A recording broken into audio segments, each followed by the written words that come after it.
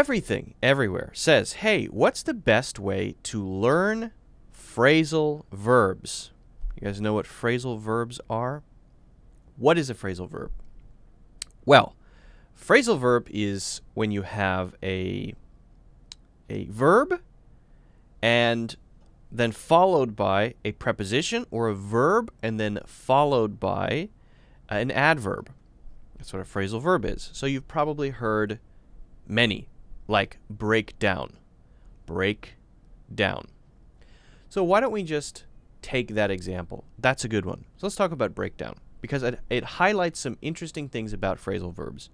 Number one, phrasal verbs often have several meanings. So this makes it very important when you learn a phrasal verb to understand the context. I don't recommend that you find phrasal verbs in isolation. That means don't find them from a list.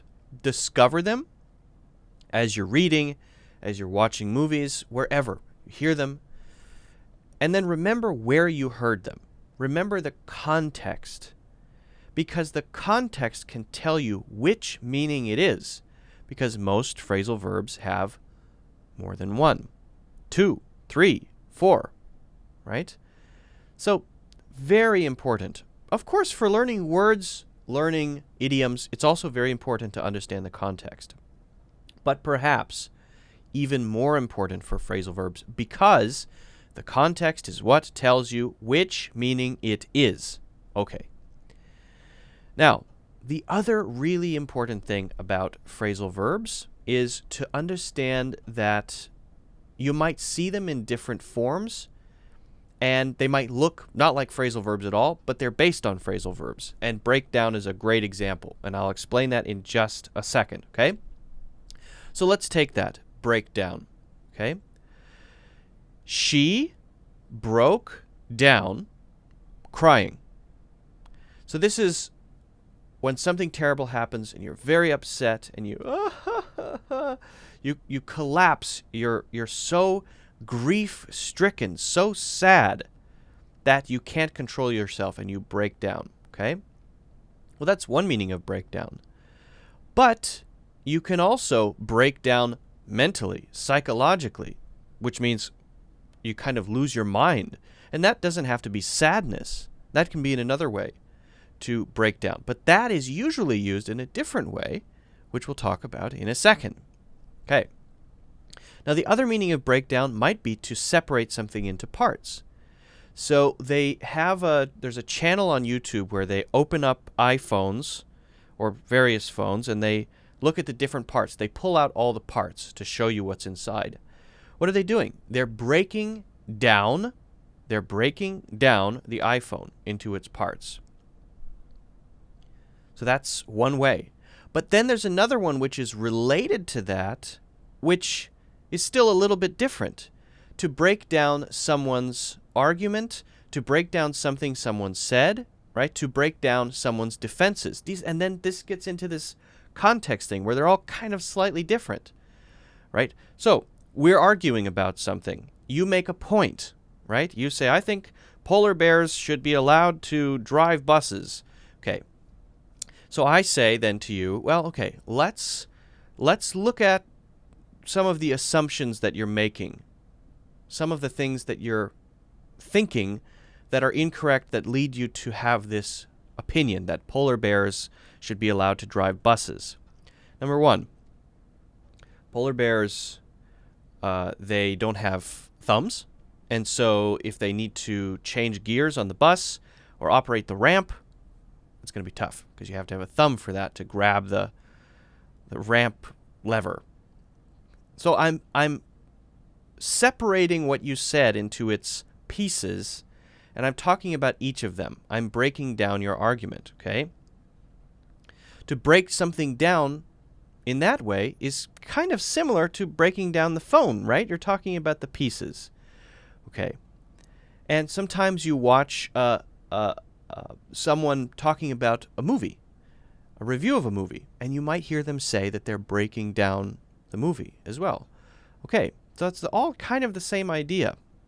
But what about breaking down a wall, breaking down barriers, right? Breaking down someone's assumptions. Well, that's not quite the same. That's more of a violent smash. There's a wall there. Smash it. Break it down. Break down. That may be the most literal meaning, right? You have some assumptions. You assume things. I smash them. You think bears can drive buses? No. You're crazy. I smash your assumptions. I'm breaking them down. Okay, to break down barriers. Someone who does something for the first time. Someone who maybe becomes the first female MMA champion, breaking down a barrier before that was not really a thing. Well, that's just an example. I don't know if that's true or not. But you get the idea. So that's a kind of different meaning. And there are other ways to use this. My point is that you can't just look at one meaning and say, aha, there, I know it now, great. That's not how phrasal verbs work. You have to explore the different meanings and always, always, always, always tie it back to context. Okay, now I said I was going to talk about something else. What about when it's one word? So often, but not always, phrasal verbs become a single word, and you'll see them written as a single word, and when they are single words, they're typically nouns. So, he had a mental breakdown. A mental breakdown. Mental is the adjective for breakdown. Breakdown, one word now, not two. Before it was two words. A breakdown is to lose your mind, right? But we call it a thing. It's a noun, a breakdown. So, still the same thing, same meaning, right? But now we've nounified it. We've turned it into a noun, okay? Or a phone breakdown. That's my breakdown video. Well, there, breakdown is kind of used as an adjective for video, but you could use it as a noun as well. Depends on how it's being used, right? Could be an adjective for video in that case, okay? So a breakdown is in different ways also used as a noun, sometimes used as an adjective, and not all phrasal verbs can do that, but many can, like workout. I'm going to go do a workout. Shortly after takeoff, one word, takeoff. So when it's a noun, when it's an adjective, typically it's going to be one word, okay? That's generally speaking how phrasal verbs work. You got to really absorb them, get the feeling for them, practice using them, practice making example sentences, and always, always, always, always, always tie them back to the context. Hope that helps. Guys, if you haven't already, I would really appreciate it if you could hit the like button if you want to support the channel. Don't forget, of course, to subscribe and check out my full English courses in the links in the description.